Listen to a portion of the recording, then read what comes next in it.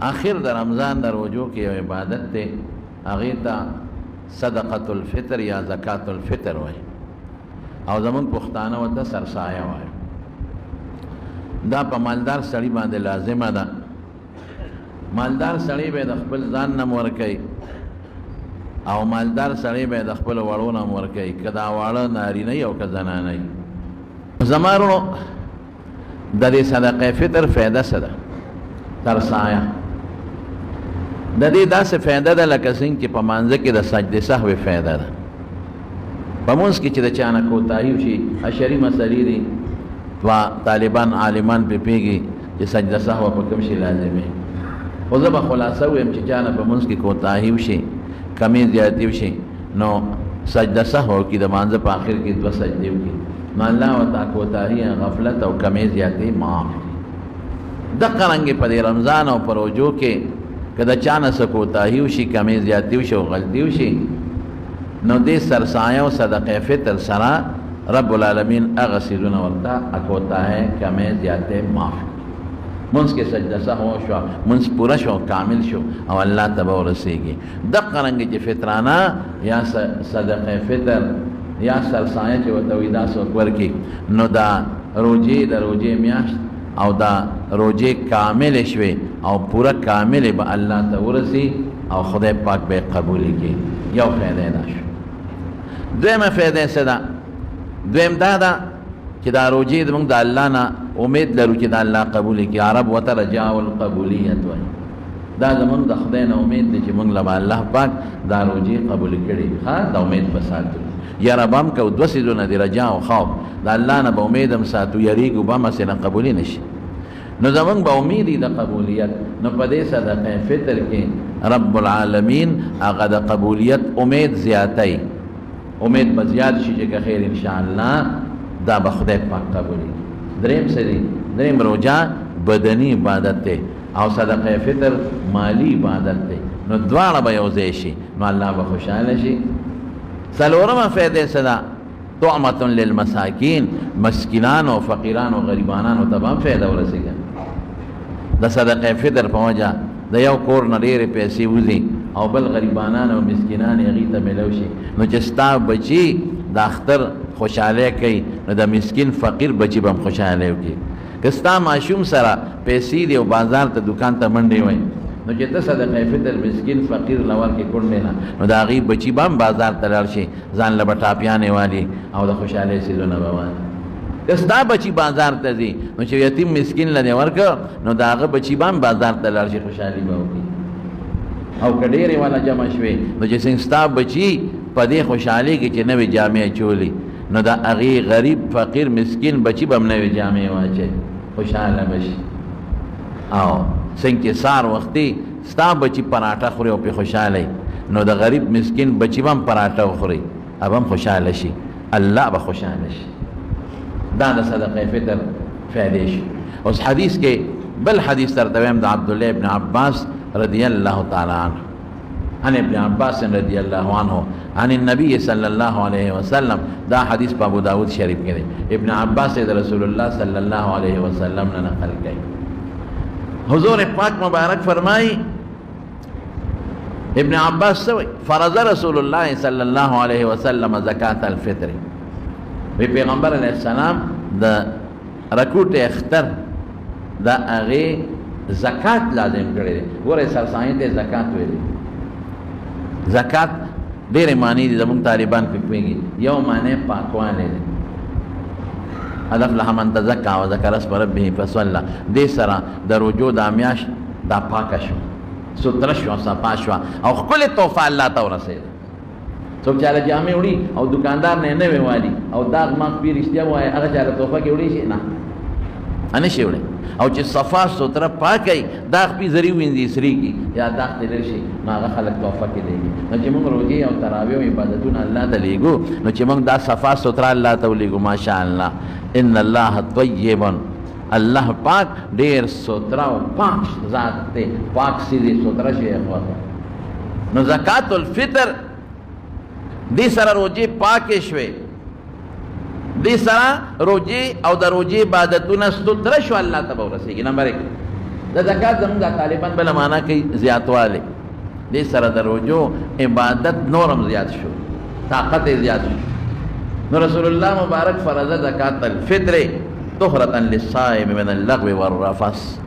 پیغمبر مبارک فرمائیں دا دا روجہ دار نہ کپا دے روجہ کے سے لغوہ عباسیات شوی یا صدا سے نور اعمال دا گناہ شوی اغبا پہ پاک شوی. اور پیغمبر مبارک فرمائیں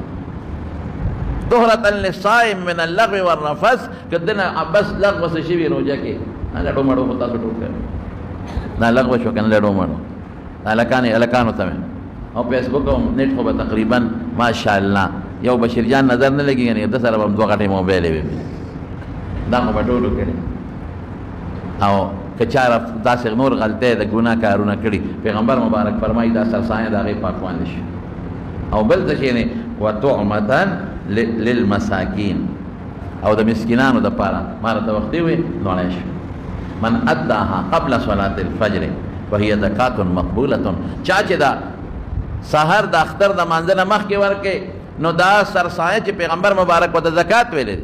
مقبول شوی.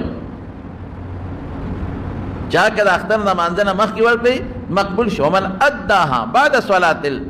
العید او که چا د مانځه نه پس ورکړي من اداها بعد الصلاة فهي صدقة من الصدقات. یو صدقه شوه غاړه یې په اخلاص شوه خو هغه ثواب یې نه کېږي. حضرت عثمان رضی الله تعالی عنه دا صدقه فطر یې هېر شوی و نو د اختر د مانځه نه پسې بیا یو مریی ذات کا خو سخي ډېر و که نه او زموږ دا پښتانه ورته عثمان غني وایي ډېر سخي نو مریی خو ډېر قیمتي هغه یې پکې ذات کا. نو رسول الله صلی الله علیه وسلم له راغی وی د الله رسوله ما نه خو دا سرسایه یېره شوې وه نو د اختر د مانځه نه پس مې یو مریی ذات کا. حضور پاک وفرمایل عثمانه که سل مریان هم ذات کې خو د اختر د مانځه نه مخکې چې کوم ثواب و هغه پرې نه شي ګټلی غاړه به دې پرې خلاصه شي بېشکه غاړه خلاصه شوه خو هغه ثواب نه شي ګټلی. وخت یې څه دی زموږ د امام ابو حنیفه رحمت الله علیه په نس په ټوله روژه کې هم که څوک سرسایه ورکوي ورکولی شي ټوله روژه اخري لسو شپو کې هم ورکوي ورکولی شي. خو بهتر ګورې د امامانو اختلاف پکې شته خو بهترین وخت یې څه دی هغه سهار چې د اختر د ورځې سبا راوخېږي په دقه ورځ د اختر د مانځه نه د سهار مونځ نه د اختر د مانځه نه مخکې دی ټایم بهترین د اختر په ورځ چې د سبا راوخېږي پېشمني بانک چې د سبا ویلی شي دا په دقه ورځ د اختر د مانځه نه مخکې دی بهترین دی. څونه به ورکوو انشاءالله. نو پوکم 2 کیلو غنم یا پوکم 2 کیلو اوړه زموږ فقها وایي چې کوم شی مروجي په عرف کې کوم شی استعمالیږي هغه ورکې یا د هغې قیمت. خو زمانو دا ګورې د عام انسان دپاره د حضور پاک زمانه کې بسو رسول الله مبارک فرمایي وی که دا اسکونه ورکې د اسکونه ممیز ورته وایي اسکې بیا به 3.5 کیلو به ورکې ګوره سا د کجورو نه ورکې 3.5 کیلو به ورکې د روجو نه ورکې 3.5 کیلو به ورکې پنیر نه ورکې 3.5 کیلو به ورکې او چې کم لږ مالدار یې نو د روجو قیمت ولګوې ورکې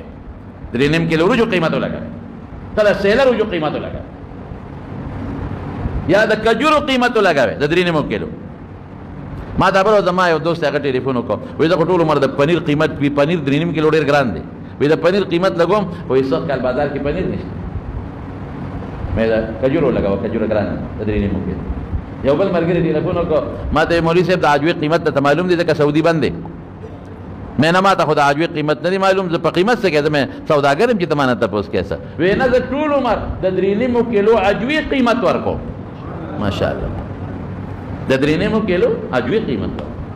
او ډېر مسلمانان دي چې هغوی د 3.5 کیلو روجې قیمت نو چې دا کم مالداران دي نو دا مهرباني وکړې د غنمو د اوړو مه ورکوې 80 روپۍ وسم کېږي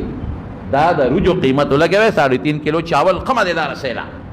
الله له چې تحفه لېږي بهترین ولېږه 3.5 کیلو 3.5 کیلو روجو یا 3.5 کیلو 3.5 کیلو څه ورته وایي کجورو قیمت ولګوه د هغې قیمت ولګوه یا د 3.5 کیلو اوس کو قیمت لګوا پورا ثواب به دی شي. او چې کم پکې داسې لږ کمزوري غوندې دي خو صدقه فطر پکې کېږي خو کمزوري دي نو خیر دی بیا دا په کم 2 کیلو اوړو یا په کم 2 کیلو غنمو قیمت دا به ولګې 50 صدقه فطر واجب دی. یاره ډېر دوستان نه په ټلیفون تپوس وکړي چې دا 50 مړه مې 100 روپۍ دي سړیا خو څومره شی دی چې شل تپوسونه کې چې کم سړي باندې زکات واجب دی قرباني پې واجبه ده هغه صدقه فطر واجب دی. زکات نصاب خو تاسو ته ما ویل اندو که مقرره بیا به هم درته ویم چې چا سره 52 تولې 2.50 تولې 2.50 تولې سپینو زرو که قیمت برابر ده ما ته اندازه پوره نشته د دې قیمت برابر پیسې ورسره نو په هغه باندې زکات کېږي بل له به ورکوي په د صدقې فطر خو ضرورت نه زیات چا سره 19 تولې سره زري چا سره 52 تولې چاندي زکات به ورکوي صدقې فطر به ورکوي چا سره د تجارت مالی د تجارت سامان او قیمت 52 تولې چاندي ته رسي زکات به ورکوي قرباني به ورکوي صدقې فطر به ورکوي چا سره صرف سره زري اس وسره ني نو چې 19 تولې وي نو الا به سرسایان ورکوي او الا به زکات او قرباني کوي او که چاندي وسره 52 تولې وي نو الا به ورکوي چې دا غي نه کمی نشته به لیکن که یو سړی سره سره زرم دی او نقد پیسې دی وسره لګي دی ولی نو ګوري په یو توله سرو زرو بیا زکات کوي بیا به قیمت لګي ا د سپینو زرو نصاب نه خبره ورواړی دا نو بیا ور باندې قربانیم کیږي صدقه فطر هم کیږي او زکات هم کیږي دا ذهن کې واچوي او د ضرورت د سامان ضرورت سامان څه شي دی اپا کې نه راځي د زمیدار قل بشوا غوای په ولا غشتره میخه په ولا غشتره خاري او اسه غشتره کار د پاره ریړه د وسره دا ضرورت سامان د مولا کتابونه هغه کتابونه چې د کتو ضرورت یې وته راځي جامع شوي دا د ضرورت سامان دی دا خیر دی پکور کې فرج شو فریزر شو یا لیپټاپ شو یا موبایل شو تماچه شو ټوپک شو دا ټول د ضرورت په سامان کې راځي او که یو سړي سره داسې سامان دی هغه د ضرورت نه په دب کال کې محتاجت نه راځي اسې لوښي غشتري او شوکیس یې په خشته کړی دی کال کې هم د هغې د استعمال ضرورت نه راځي ګورې دا د ضرورت نه دی که قیمت د دې 52 تولې ته ورسېد قرباني صدقه فطر زکات په ټول لازم یو سړي سره د کباړ د کور سامان دی خو کباړ دی د کور سامان دی خو کباړ دی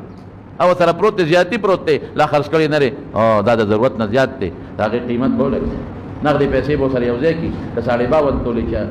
چاندې قیمت ته ورسېد ورې زکات به ورکوي صدقه فطر او قرباني به ورکوي خو لیکن د زکات او د صدقه فطر د قربانۍ یو بنیادي پوټې غوندې بل فرق هم شته د یو سړي 2 کور دي اس وسره نور نشته یو کې دی په خپل اوسېږي او بل کور د ضرورت نه زیات یا په کرایه ورکړی دی یا پکې همسایه اوسېږي یا دې له ساتلې چې د بچو مې بیا سبا ودونه یو پکې اوسېږي د ضرورت نه زیات نو چې تجارت لنی اغشتلو پراپرټي والا کور نه نو په دغه نور پیسې وسره سم نشته نو زکات په نشته دی وخت کې ماری نامي ولا شرط لیکن صدقه فطر هم په واجب دی قرباني هم په واجب یو سړی دومره ځمکه ده نقد وسره اسم نشته چې د او د بچو په ادنا گزاره کوي صرف ډوډۍ بغیر د ترکارۍ نه په گزاره کوي نو زکات په نشته دا پټي و شرب ورکوي دا مدن زکات په نشته خو قرباني او صدقه فطر نشته مبسوط د سرخسی لیکلي په مبسوط کې وی غریب باندې صدقه فطر نشته خو که غریب هم چاله ورکړه نو خدای به ولړي لوی اجر او ثواب ورکړي ځان نه به ورکړي چې په چا لازم او د نابالغ بچو نه به ورکړي او د خضر طرف نو د بالغ بچو نه پتا نشته که خضر مالداری په غیب ځان له خپل ورکړي کنه بالغان بچي مالداری خپل دی ورکړي خیر پتا نشته بالغ بچي یو زم د سره اوسې کې پتا نشته او د خضر در باندې نشته خو یاره د هغه د عربو د خدای بجودا مالو د سړی بجودا او د دې نه معنی کې او خدای سره لشل روپے دې زر راکای نه غریب وي دا مال پلار زر روپے راکړي دا نور دی تو خایا چې وته وګور کشور کې جیب کې دی واچ هغه په خپل پیسو کې د خوار اختیار نشته نو دی او دا غرنګ بالغان بچی چې سګټي نو پلار یې تیلی ها واده بدل نه کو یار کې وګر دی پیسې جیب کې چي نو دې زمانہ کې بشیر جان خو د پلار مور ورکړي مور خو وفات شوی دا دی خو د پلار ورکړي خو بهر کې ته خلاصه د خبره دا چې د زمانه کې د زنانه ورکړي ها او هغه ما مسله ته وي او بالغان بچي چې د داغي مور یا ویل ورکړي ځان له په خپل ورکړي دا د غفل او بل چې کوم ماشوم دا اختر دروازه دا سبا خاتون مخ کې پیدا شو هغه ورکړي او چې کوم ماشوم د سبا خاتون پس پیدا شو داغه صدقه فطر در باندې نشته دا به ورکړي که اوړه ورکړي غنم ورکړي جنس ورکړي نو ارزه ورکول شي مسافر ورونه د پاره و زما دا بیان اکثر دا مسافر مورغی دي دا ووري یو سړی په سعودي کې مثلا دوبه کې بل دی نو که هغه جنس ورکي نو دلته ټلیفون دیو کې وي چې په کم 2 کیلو د ماره طرف نه ورکا په کم 2 کیلو وړه نو ټیک شو خبره لیکن که نغد ورکي نو دا نغد بیا د هغه د قیمت له اعتبار د کم دی وسیږي نغد چې ورکي سعودي کې دی او بچی دلته دی نو د سعودي د صدقه فطر قیمت به بیا ولګي نو یاري ال فقیر لورکی یاري دل تزوید ټلیفونو کې زماره طرف نه دا ورکا نو که نغد ورکي نو چې کم دی وسیږي دا غو د قیمت له اعتبار دی او که جنس ورکي نو د ارزه ورکول شي نو ان شاء الله دا صدقه فطر دې کې کوتاهي مه کوئ، دا د غریبانو مسکینانو فقیرانو له ورکړئ ښه، او بهتر ټیم مې هم درته وښو، او دې کې هېڅ قسمه در نه پکې څه زیاتې کمې در نه ونه شي.